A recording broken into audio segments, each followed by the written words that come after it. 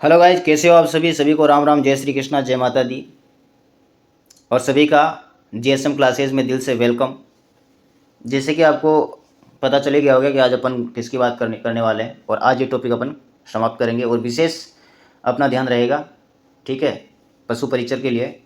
और पशुपालन में अपन विशेष थोड़ा ध्यान देंगे, क्योंकि ये बहुत बड़ा मैटर है, 45 नंबर का सवाल है, ठीक है।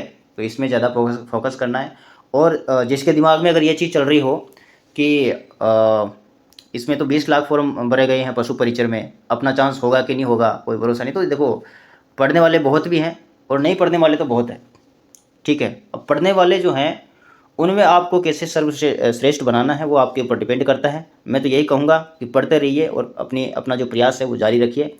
आज आपका बुरा है तो कल अच्छा भी आएगा, ठीक है, पर वो डिपेंड करता है आपकी मेहनत पे। अगर मेहनत जारी रखोगे तो दिन अच्छा आएगा, ठीक है। बाकी आज मेहनत कर रहे हैं और कल मस्त घूम रहे हैं तो ऐसे तो बहुत हैं, ठीक है। पढ़ाई करो तो तरीके से करो, नहीं करना है तो आराम से कुछ काम करो, पैसा कमाओ, ताकि आपको आपका समय काम आ सके, ठीक है। अगर आप पढ़ाई कर रहे हो तो मन से करो, नहीं कर रहे हो, एक दिन कर रहे हो एक दिन नहीं कर रहे हो, तो उसमें कोई मतलब नहीं है। कंपटीशन का ज़माना है, बिना मेहनत के नंबर नहीं आएगा, मतलब 100% नहीं आएगा। जो मेहनत करेगा कम से कम आज के टाइम पे, कम से कम आप छोटी से छोटी भर्ती ले लो, कम से कम 6 महीने तक कंटिन्यू, 6 महीने तक 6 घंटे डेली पढ़ाई करेगा, तब जा कर के नंबर आने का चांस बनता है, ठीक है। तो ये बात बिल्कुल दिमाग से हटा देना कि मैं जो है 3 महीने पढ़ कर के सिलेक्शन ले लूँगा, तो ये बात दिमाग से हटा देना, ठीक है। तो चलिए, ज्ञान नहीं बांटते हैं नोट्स। तो करते हैं आज के टॉपिक के बारे में चर्चा। तो आज का अपना टॉपिक है वर्मी कंपोस्ट, और वर्मी कंपोस्ट के नोट्स कंप्लीट हैं और देखते हैं। और वर्मी कंपोस्ट जो टॉपिक है हमारा, इसमें पशुपालन में 1 नंबर 100% श्योर आएगा, मतलब आएगा, ठीक है, कोई नहीं रोक सकता इसको। तो चलिए शुरुआत करते हैं क्लास की। तो वर्मी कंपोस्ट सबसे पहले जानते हैं कि वर्मी कंपोस्ट है क्या। तो वर्मी कंपोस्ट जो है केचुओं के द्वारा कार्बनिक पदार्थों के पूर्ण विच्छेदन से निर्मित खाद है। क्या है? जो केचुओं के द्वारा कार्बनिक पदार्थों के पूर्ण विच्छेदन से जो खाद निर्मित होती है, उसको क्या बोलते हैं अपन?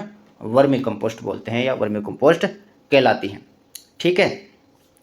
उसके बाद आता है वर्मी कास्ट। तो वर्मी कास्ट क्या है? तो वर्मी कास्ट को जो है केचुओं के द्वारा त्यागा गया मल रूपी गोलिकाएं, ये गोलाकार में होती है। देखो, वर्मी कंपोस्ट के अंदर तो क्या होता है, पूर्ण विच्छेदन से निर्मित होता है, वो तो क्या है, वर्मी कंपोस्ट। और जो केचुए होते हैं उनके द्वारा मल रूपी गोलिकाएं जो होती है, ठीक है, गोलिकाएं जो होती है जिनमें कोकून का मिश्रण होता है, उससे बोलते हैं अपन वर्मी कास्ट, ठीक है। तो आपको ऐसे कैसे नोट्स बनाने हैं, उसमें कोई चेंजेस नहीं करने हैं, मैं तो ऐसे समझाने के लिए बोल रहा हूँ आपको, ठीक है। बाकी ऐसे कैसे छाप लेना आप लोगों को, ठीक है। तो वर्मी कास्ट जो है केचुओं के द्वारा त्यागा गया मल रूपी गोलिकाएं तथा कोकून का मिश्रण वर्मी कास्ट कहलाता है, ठीक है। आगे हैं वर्मी वाश, ठीक है। वाश का मतलब तो जान गए होंगे आप, धोना, हैंड वाश, हाथ धोना। वर्मी वाश मतलब केचुओं को धोना, ठीक है। तो वर्मी वाश जो है ये केचुओं को धो करके उनसे प्राप्त पानी क्या कहलाता है? वर्मी वाश कहलाता है। केचुओं को धोया जाता है और धोने से जो पानी प्राप्त होता है केचुओं का, उसको अपन बोलते हैं वर्मी वाश। और यह फसलों में रोग व कीट को नियंत्रण हेतु प्रयोग में लाया जाता है, ठीक है। जो इनका पानी होता है, उनको पानी को जो है फसलों में छिड़काव करते हैं, ठीक है। तो वह रोग व कीटों में प्रयोग में लिया जाता है इनका पानी, ठीक है। अगर इसको मिट्टी में पानी को मिट्टी में डालेंगे तो कीट जो है कीटनाशक के रूप में काम करता है इनका पानी, ठीक है। चलिए अब बात करते हैं वर्मी कल्चर के बारे में। तो वर्मी कल्चर जो है, इसके अंतर्गत केचुओं का पालन पोषण व देखभाल और प्रजनन संबंधी कार्य सम्मिलित होते हैं। जो वर्मी कल्चर होता है, जैसे पोल्ट्री कल्चर सुना होगा आपने, ठीक है, पोल्ट्री फार्म, पोल्ट्री कल्चर, तो उसमें मुर्गियों का पालन पोषण किया जाता है। ऐसे ही वर्मी कल्चर है, तो वर्मी कल्चर के अंदर क्या किया जाता है, केंचुओं का पालन पोषण किया जाता है और प्रजनन संबंधी कार्य इसमें सम्मिलित होते हैं। ठीक है, आगे बात करते हैं। तो केंचुओं को किसान का मित्र भी कहा जाता है, ये चीज़ आपको पता है। और केंचुओं के जो प्रकार हैं वो इनके केंचुओं के 3 प्रकार हैं, ADE। ठीक है, ये ऐसे समझने के लिए मैंने फर्स्ट अल्फ़ाबेट लिया है। ठीक है, जैसे एपोजी का ए ले लिया। ठीक है, और दूसरा है डायोजिक और ई से हैं इंडोजिक। ठीक है, तो सबसे पहले अपन बात करते हैं एपोजिक केंचुआ, ये क्या होता है। तो एपोजिक केंचुआ जो है वर्मी कंपोस्ट तैयार करने के लिए यह प्रजाति भारत व राजस्थान में प्रयोग की जाती हैं और यह केंचुआ ज़मीन में 1 मीटर तक की गहराई में पाए जाते हैं। ठीक है, और 90% कार्बनिक पदार्थ व 10% मिट्टी का उपयोग कर सर्वोत्तम गुणों की वर्मी कंपोस्ट जो है तैयार करते हैं। जो एपोजी केंचुए होते हैं वो क्या हैं कि ये सबसे ज़्यादा भारत व राजस्थान में उपयोग में लिए जाते हैं, प्रयोग में लिए जाते हैं। और ये जो केंचुए होते हैं ये ज़मीन की जो ऊपरी सतह होती है उससे लेकर के अंदर 1 मीटर तक की गहराई में ये केंचुए पाए जाते हैं।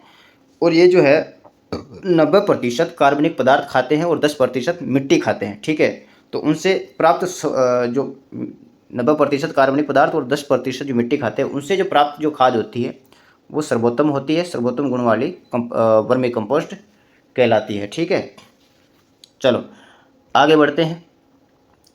जो एपोजी केंचुआ की उपजाति की अगर बात करें, उप प्रजाति की, तो एपोजिक केंचुआ की उप प्रजाति है आइसिनिया फोई।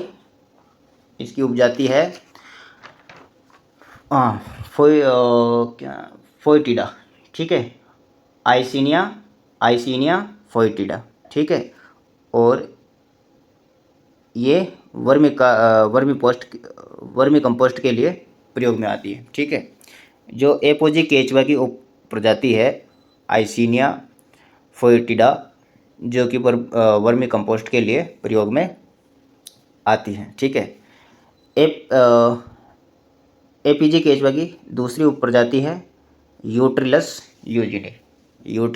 यूजिनी। ठीक है, अब आगे दूसरी प्रजाति है केंचुए की, वो है डायोजिक केंचुआ। ठीक है, डायोजिक केंचुआ जो है यह ज़मीन में 1 मीटर से 3 मीटर की गहराई में पाए जाते हैं। जो एपोजी केंचुआ है वो तो 1 मीटर से 1 मीटर की गहराई तक पाया जाता था। ठीक है, अब ये डायोजिक जो केंचुआ हैं ये 1 मीटर से लेकर के 3 मीटर की गहराई तक। ठीक है, और यह प्रजाति भूमि को भुरभुरा करने का कार्य करता है। कई जगह देखा होगा आपने, ज़मीन बिल्कुल ऐसे बुरबुरी ज़मीन होती है। ठीक है, मतलब ऐसे हाथ से खड्डा हो जाता है, तो वैसी ज़मीन जो है, मतलब ये एक तरह से ये जो डायोजिक केंचुए होते हैं ये ज़मीन को जोतने का काम करते हैं। ठीक है, तो यह प्रजाति भूमि को भुरभुरा करने का कार्य करते हैं या जोतने का कार्य करते हैं। और डायोजिक केंचुए 1 मीटर से लेकर के 3 मीटर की गहराई में पाए जाते हैं। और यह प्रजाति 90% मिट्टी और 10% कार्बनिक पदार्थों का उपयोग करते हैं। अब ज़्यादा गहराई में रहेंगे तो इनको तो कार्बनिक पदार्थ तो कम मिलेंगे खाने के लिए, तो बचा क्या, मिट्टी। तो एपोजिक केंचुए तो क्या है कि 90% कार्बनिक पदार्थ खाते हैं, क्योंकि वो 1 मीटर की गहराई तक रहते हैं। ठीक है, तो 1 मीटर की गहराई तक उनको कार्बनिक पदार्थ मिल जाते हैं खाने के लिए। लेकिन ये क्या है कि 1 मीटर से 3 मीटर की गहराई में रहते हैं, यानी कि ज़्यादा अंदर रहते हैं। तो ये 90% मिट्टी और 10% कार्बनिक पदार्थों का उपयोग करते हैं डायोजिक केंचुआ। ठीक है, अब आगे बात करते हैं इंडोजिक प्रजाति के केंचुए। ठीक है, तो इंडोजिक प्रजाति के जो केंचुए हैं ये केंचुआ ज़मीन में 3 मीटर से भी अधिक गहराई में होता है। देखो भाई, हो गई 3 प्रजाति। एपोजिक केंचुआ 1 मीटर की गहराई तक पाया जाता है और 90% कार्बनिक पदार्थों का उपयोग करता है, 10% मिट्टी का उपयोग करता है। फिर डायोजिक केंचुआ जो है ये 1 मीटर से लेकर के 3 मीटर की गहराई तक पाया जाता है ज़मीन में गहरा। और ये डायोजिक जो केंचुआ है 10% कार्बनिक पदार्थ और 90% मिट्टी का प्रयोग करता है। उसके बाद आता है इंडोजिक प्रजाति जो कि 3 मीटर से भी अधिक गहरा होता है। और इंडोजिक प्रजाति जो है मृदा में जल निकाय में मदद करता है। जो इंडोजिक प्रजाति मृदा में जल निकाय में मदद करता है। ठीक है, चलिए आगे बात करते हैं। वर्मी कंपोस्ट में गोबर की खाद की तुलना में 5 गुना नाइट्रोजन, 8 गुना फास्फोरस और 11 गुना अधिक पोटेशियम पाया जाता है। जो केचुओं से बनता है वर्मी कंपोस्ट, तो इसकी क्वालिटी क्या होती है? तो वर्मी कंपोस्ट में गोबर की खाद की तुलना में 5 गुना नाइट्रोजन, 8 गुना फास्फोरस और 11 गुना पोटेशियम अधिक पाया जाता है। ठीक है, वर्मी कंपोस्ट का पीएच मान 6.8 से लेकर के 7.0 तक। ठीक है, और यह सामान्यतः क्या होता है? उदासीन होता है।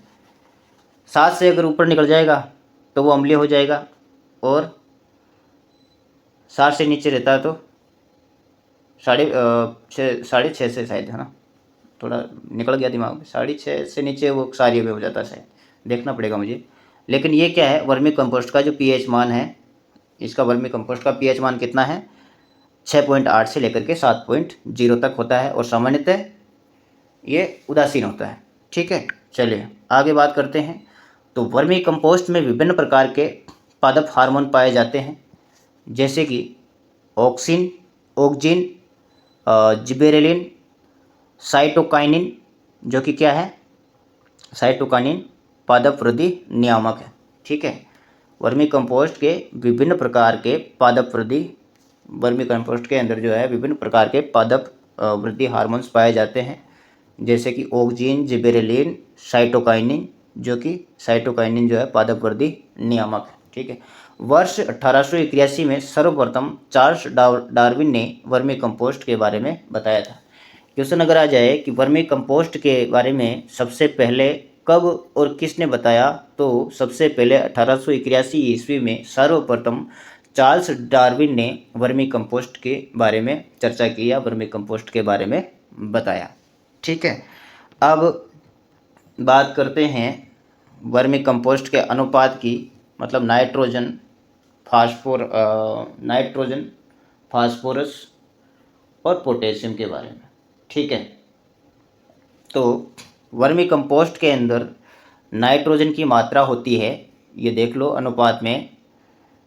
तो वर्मी कंपोस्ट के अंदर नाइट्रोजन की मात्रा 1.2 से लेकर के 2.5% होती है नाइट्रोजन। ठीक है, और वर्मी कंपोस्ट में जो फास्फोरस है, फास्फोट भी बोलते हैं, फास्फोरस, इसको फास्फोट बोलते हैं वैसे वर्मी कास्ट में अपन। ठीक है, तो फास्फेट जो है, फास्फोट, ये 1.6 से लेकर के 1.8% होती है वर्मी कंपोस्ट में। ठीक है, और पोटेशियम 1.0 से लेकर के 1.5%। ठीक है, अब बात करते हैं वर्मी कंपोस्ट तैयार करना। ठीक है, तो वर्मी कंपोस्ट के लिए छायादार स्थान होना चाहिए। ठीक है, अगर अधिक तापमान होगा तो उसमें ये नहीं बना सकते, क्योंकि इसकी क्वालिटी ख़राब हो सकती है उससे। तो वर्मी कंपोस्ट के लिए छायादार स्थान होना चाहिए। जहाँ वर्मी कंपोस्ट तैयार की जाती है उसे वर्मी बेड कहते हैं। जिस स्थान पे हम वर्मी कंपोस्ट तैयार करते हैं उस स्थान को कहते हैं वर्मी बेड। ठीक है, आगे वर्मी कंपोस्ट बनाने के लिए 25 डिग्री से लेकर के 30 डिग्री सेंटीग्रेड तक का तापमान होना चाहिए। वर्मी कंपोस्ट बनाने के लिए 25 से 30 डिग्री सेंटीग्रेड का तापमान होना चाहिए। और वर्मी कंपोस्ट के लिए आर्द्रता की बात करें तो आर्द्रता 30% होनी चाहिए। ठीक है, वर्मी कंपोस्ट को तैयार होने में लगभग 60 दिन का समय लगता है, और वर्मी कंपोस्ट के द्वारा विभिन्न अपशिष्ट पदार्थों का निस्तारण होता है, जैसे कि गोबर की खाद, फल व खरपतवारों के अवरोष और विभिन्न प्रकार की कूड़ा कचरा। ठीक है, इनसे अपन वर्मी कंपोस्ट तैयार कर सकते हैं। एक तो गोबर की खाद से, फल व खरपतवार के अवरोध से, मतलब फल व खरपतवारों से, और विभिन्न प्रकार के कूड़ा कचरा से भी अपन वर्मी कंपोस्ट तैयार कर सकते हैं। और वर्मी कंपोस्ट जो है 60 दिन में बन करके तैयार हो जाता है। और इसके लिए आर्द्रता की जरूरत पड़ती है, वो आर्द्रता होनी चाहिए इसमें 30%। और तापमान की अगर बात करें तो तापमान इसमें वर्मी कंपोस्ट बनाने के लिए तापमान की जरूरत पड़े तो तापमान इसमें चाहिए 25 डिग्री से लेकर के 30 डिग्री सेंटीग्रेड तक तापमान चाहिए। ठीक है, चलिए आगे बात करते हैं। तो वर्मी कंपोस्ट का रासायनिक अगर संगठन की बात करें तो रासायनिक संगठन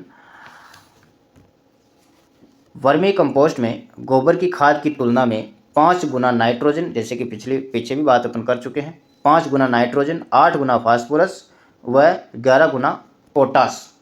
ठीक है, 11 गुना क्या होता है, पोटास या पोटेशियम।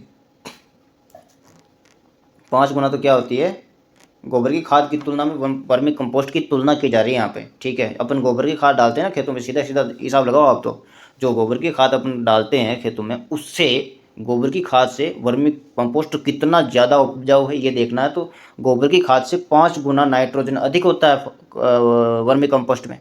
ठीक है, और 8 गुना फास्फोरस ज़्यादा होता है और 11 गुना पोटाश की मात्रा अधिक पाई जाती है वर्मी कंपोस्ट के अंदर।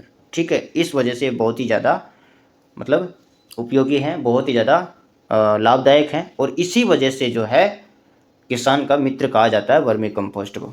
ठीक है, वर्मी कंपोस्ट एक उदासीन प्रवृत्ति का कार्बनिक पदार्थ है जिसका पीएच मान 6.0 से लेकर के 7.0 तक है।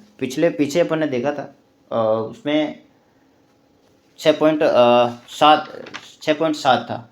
ठीक है, 6.7 या 6.8 था, लेकिन ये लगभग में होता है। ठीक है, पीएच मान तो चलता है इतना। वर्मी कंपोस्ट ये अनुपात के हिसाब से, ठीक है, तो नाइट्रोजन कितना होता है वर्मी कंपोस्ट में, तो 1.2 से लेकर के 2.5%। और जो फास्फोरस होता है 1.6% से लेकर के 1.8%। और जो पोटाश होता है पोटेशियम वो होता है 1.0 से लेकर के 1.5%। ठीक है, चलिए आगे बात करते हैं। तो अब है वर्मी कंपोस्ट के लाभ क्या क्या है भाई इसके, तो लाभ देख लेते हैं। तो वर्मी कंपोस्ट के माध्यम से जैविक पदार्थों का अपघटन होता है और वर्मी कंपोस्ट के कारण मृदा की भौतिक व रासायनिक तथा जैविक दशाओं में सुधार होता है। यानी कि जो मृदा होती है, मिट्टी होती है, इसको भौतिक, रासायनिक व जैविक दशाओं में सुधार होने का मतलब ये है कि वो पूर्ण तरीके से उपजाऊ बन जाती है। ठीक है, वर्मी कंपोस्ट में लाभदायक जो जीवाणु या लाभदायक जो हार्मोन्स होते हैं वो क्या हैं, एक तो वर्मी कंपोस्ट में लाभदायक जिबेरेलिन, ऑक्सिन व साइटोकाइनिन होता है जो कि पादप वृद्धि हार्मोन में पाया जाता है। ठीक है, अब कुछ क्वेश्चन हैं जो आ सकते हैं, मतलब किसी तरीके से, जिनमें सीधे देखो, जिनमें थोड़ा होता है ना, कुछ तो अपने को लगता है कि हाँ ये ऐसे, जिनके आदमी सोचता नहीं वैसे भी आ जाते हैं, तो उनको मैं क्या लिख लेता हूँ। ठीक है, तो ये क्वेश्चन है वर्मी कंपोस्ट क्या है, तो अगर ऑप्शन में ये चीज़ दिख जाए आपको तो ये एकदम राइट होगी, केचुओं द्वारा तैयार कार्बनिक खाद। ठीक है, वर्मी कंपोस्ट क्या है, केचुओं द्वारा कार्बनिक खाद है वर्मी कंपोस्ट। ठीक है, वर्मी कल्चर क्या है, तो वर्मी कल्चर का मतलब है कि पालन पोषण करना। ठीक है, ये केचुओं का पालन पोषण करना क्या है, वर्मी कल्चर है। ठीक है, उसके बाद केचुओं द्वारा वर्मी कंपोस्ट तैयार करने के लिए आर्द्रता व तापमान का क्रमशः, तो आर्द्रता जो है वो वैसे 30% अपन ने पढ़ी थी, लेकिन ये चीज़ें क्या हैं, तापमान, आर्द्रता ये ऊपर नीचे होती रहती है, तो इनका कोई फिक्स नहीं है। 2-3% आगे पीछे होता रहता है। ठीक है, चलता है इतना। तो आर्द्रता और तापमान लेकिन लगभग में होना चाहिए, ऐसा नहीं कि 5 का डिफरेंट आ गया, 7 का, इतना नहीं होता है। 2-3 तक, 4 तक, 2-3 तक चलता है। ठीक है, तो इसकी आर्द्रता 27% से लेकर के 30% तक आर्द्रता होनी चाहिए वर्मी कंपोस्ट तैयार करने के लिए। और तापमान जो है 25 डिग्री से लेकर के 30 डिग्री तक तापमान होना चाहिए।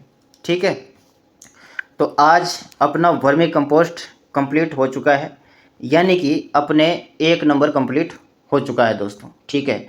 इसमें से ज़रूर क्वेश्चन आएगा, 100% आएगा, ठीक है। इसको आप इग्नोर नहीं करें, और सबसे इम्पोर्टेंट बात, नोट्स बना लेवें, ठीक है। क्योंकि क्लास आज मिल रही है आपको, कल मिलेगी या नहीं मिलेगी इसकी कोई गारंटी नहीं है। तो मिलते हैं अगली क्लास में अगले वीडियो के साथ, नए टॉपिक के साथ। तो अगला अपना टॉपिक होगा, मैं पहले से बता देता हूँ आपको, चारा फसलें अपन अगले वीडियो में पढ़ेंगे। तब तक के लिए इजाज़त दीजिए। जय हिंद, जय भारत, राम राम, थैंक यू।